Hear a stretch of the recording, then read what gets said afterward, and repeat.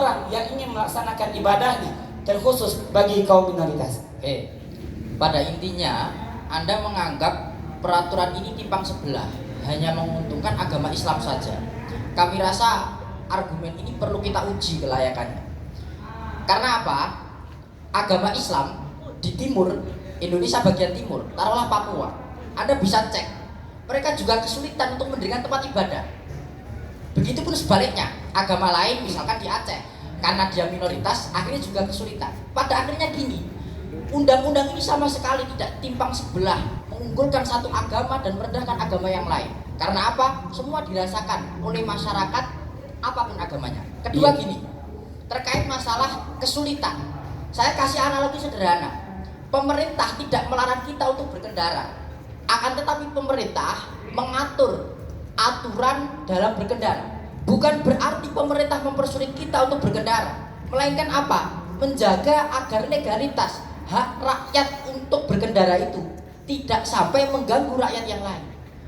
Sama dengan kasus kita, negara mengakui adanya kebebasan untuk beragama, negara mengakui adanya kebebasan untuk menganut kepercayaan. Baik, terima kasih Mas. Tadi negara tidak melarang, hanya mengatur agar tidak menimbulkan kesalahan. Terima kasih, kami sudah memahami apa maksud Mas. Sekarang coba izinkan kami dulu ya. Tadi Mas mengaitkan ya permasalahan ini dengan kesulitan mendirikan rumah ibadah di Aceh. Sebagaimana kita ketahui bahwa di Aceh itu mayoritasnya adalah Islam.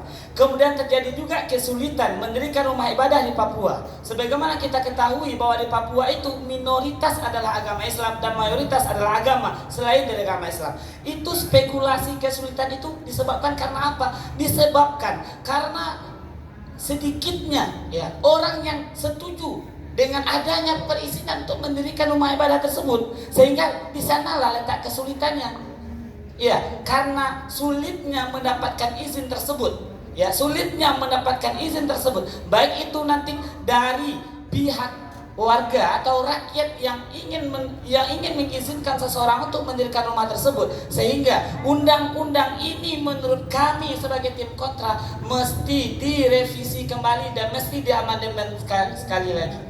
Kan kami sudah bilang dari pertama, pendirian rumah ibadah analoginya itu dia akan menjadi bagian dari masyarakat. Itu yang pertama. Sehingga ketika dia itu akan menjadi bagian dari masyarakat, logisnya bagaimanapun juga harus diterima oleh masyarakat.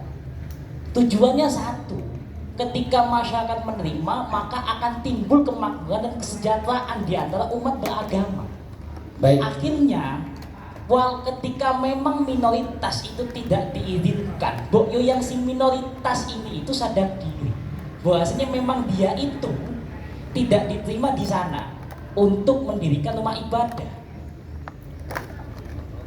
Sebentar ya, coba tadi kan yang ditanyakan juri jelaskan ya, masalah agama, keyakinan, ibadah dan rumah ibadah ini.